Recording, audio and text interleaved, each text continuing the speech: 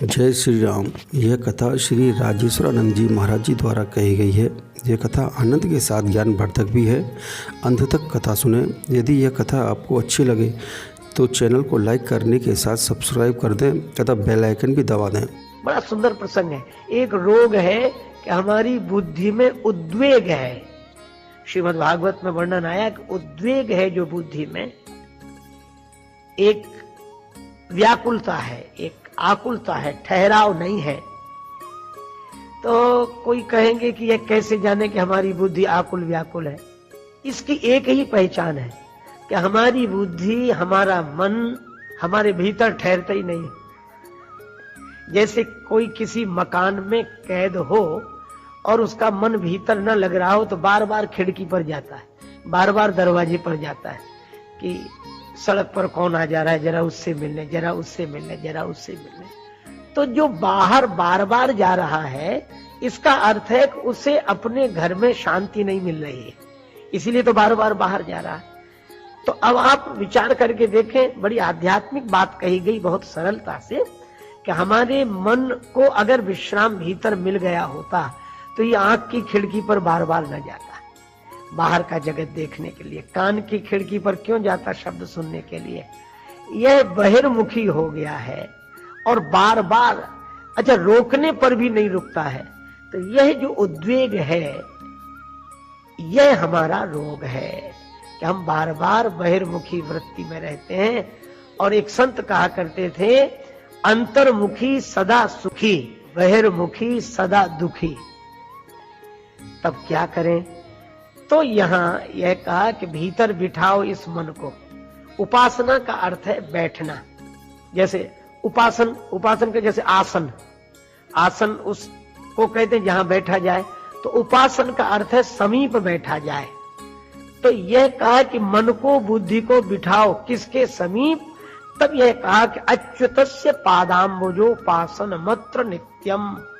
अच्युत भगवान के जो चरण कमल हैं उनके पास मन को बिठाओ। जो कही गई है, मुझे लगता है कि श्रीमद् भागवत, श्रीमद् भगवत गीता, वेद, शास्त्र, पुराण, रामचरितमानस सब ने कही है। व्यास जी ने शिकागो सुन जी से कहलाया, सब कर मत खग नायक एहा, करी राम पद पंकज गया। और श्री हनुमान जी ने भी रावण से यही कहा था, राम चरण पंकज उर धरहु, लंका अचल राज तुम करहु।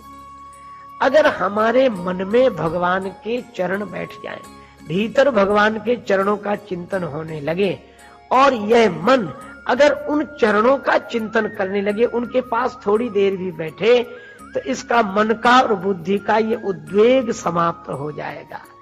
इसकी यह स्थिति समाप्त हो जाएगी। जैसे एक जो बाहर के स्वादों में बार बार जाता है, जो हमारी बुद्धि बाहर के भोग सुख के लिए बार बार लालायित होती है, इसका केवल कारण यह है कि हमें भीतर का स्वाद नहीं मिला, भक्ति का सुख नहीं मिला, इसलिए भोग सुख के लिए मन व्यग्र होता है, बुद्धि व्याकुल होती है। श्री तुलसीदास जी ने कहा ना, जो मोहि राम लागते मीठे, तो नवरस सटरस रस अनरस हो जाते सब सीठे। इसीलिए ये अगर मन और बुद्धि का आप अनुभव करते होंगे कि कितना ही इन्हें भोग सुख मिले तो भी एक अतृप्ति रहती है, एक कोई बात ऐसी रहती है जो अभाव का अनुभव निरंतर कराती रहती है। सब कुछ सांसारिक सुख भोग मिलने के बाद भी एक आत्यंतिक अभाव की अनुभूति होती है और उस अभाव की निवृत्ति भगवान के अनुभव से ही होगी, भगवत प्राप्ति से ही होगी, और कोई उपाय नहीं। तो क्या करे? ये कवि जो योगी, नव योगीश्वरों में प्रथम योगीश्वर हैं, उन्होंने कहा महाराज निमि से कि आप अच्युत भगवान के चरण कमलों के पास मन को बिठाएं।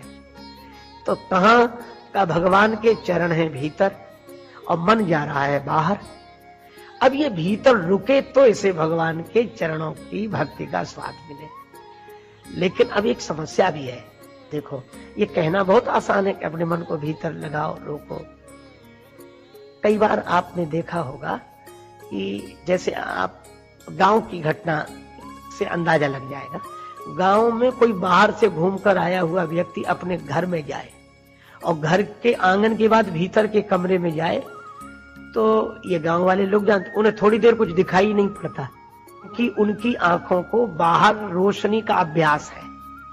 तो अब भीतर जाकर कहते चले जाओ, उस कमरे में वो चीज रखी है, उठा लाओ। अब वहां बिजली की व्यवस्था तो है नहीं और दिन में दिया जलाए कौन, तो कहा माँ यहाँ तो कुछ नहीं दिख रहा है। तो माँ कहती अरे थोड़ी देर ठहर जा, तेरी अभी बाहर की आंखें हैं, अगर थोड़ी देर ठहरा रहेगा तो दिखाई देने लगेगा। और यही होता भी है कि सचमुच अगर थोड़ी देर ठहर जाओ तो फिर आंखें धीरे धीरे धीरे देखने लगती हैं। अच्छा, शहरों में भी आप देखें, बिजली एकाएक बंद कर दो तो एकदम अंधेरा छा जाता है कमरे में, और फिर थोड़ी थोड़ी देर में कहते इतना अंधेरा हो गया, कहा कि अभी अभी बिजली बुझाइए, थोड़ा ठहरो तो फिर उजाला होने लगेगा। तो अंधेरा जो गहन अंधेरा था उसमें थोड़ा थोड़ा उजेला लगने लगता है, पर प्रतीक्षा करनी पड़ती है बिजली ऑफ करने के बाद। इसी तरह गांव में कोई अपने कमरे में जाए तो उसे प्रतीक्षा करनी पड़ती है। मैं भी आपसे यही निवेदन कर रहा हूं कि आप अपने मन को भीतर रोकेंगे तो यह घबराएगा। क्यों? इसकी बाहर की देखी हुई आंखें हैं, बाहर की रोशनी में रहा है, भीतर इसे अंधेरे का अनुभव होगा। लेकिन अगर इस अंधेरे में मन को रोके रहे तो परमात्मा का प्रकाश प्रकट हो जाएगा। एक उपाय है, और इसीलिए कहा जा रहा है अच्युतस्य पादाम्बुज, भगवान के चरण कमल। अच्छा, अब एक अद्भुत बात है, भगवान के चरणों को अम्बुज कहा जा रहा है। पादाम्बुजोपासन मत्र नित्यम, नित्य नियम पूर्वक भगवान के चरण कमलों के समीप है। अच्छा, चरण को कमल क्यों कहा? कमल तो इसलिए कि भगवान के चरण सगुण साकार भगवान इतने सुंदर हैं कि उनके चरण कमल से भी अधिक कोमल हैं। पर कमल से अधिक कोमल कहने के लिए कोई उपमान नहीं मिलता, इसलिए हम लोग कमल कहते हैं, चरण कमल कहते हैं। पर दूसरा अर्थ भी है कि भगवान कोमल हैं इसलिए उनके चरण कमल की तरह हैं।